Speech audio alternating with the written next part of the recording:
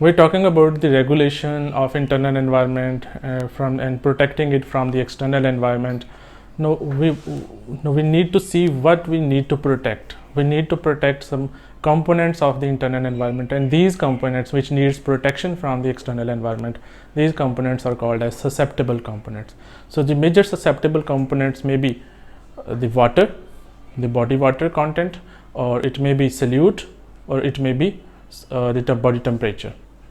In case of solutes may be glucose, it may be salt, it may be amino acid, or it may be hormone.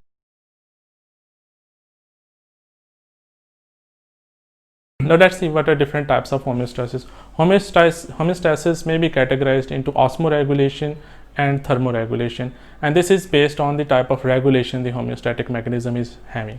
In case of osmoregulation, it is the regulation of solutes, maybe the glucose, salts, amino acids, hormones, metabolites, these are all solutes.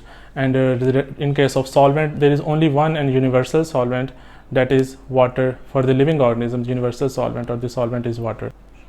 So the regulation of both salt and water is called as osmoregulation, and on the second type is thermoregulation, that is the regulation of body temperature.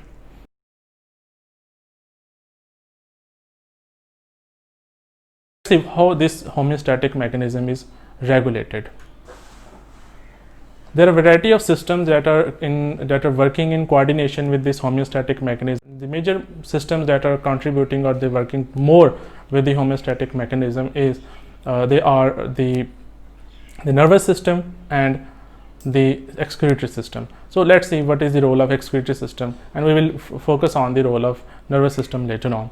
In case excretion, what is the role of excretory system? It helps removal of the waste, removal of unwanted components from the body to the external environment, so that it is maintained from the internal environment. And it is also helping out in the reabsorption process or conservation of the certain molecules, so that the molecule is not lost into the environment and it is conserved in the body, and it is put it as at a specific set point. Is excretion a type of homeostasis? No, it is not a type of homeostasis, it is just a facilitating mechanism.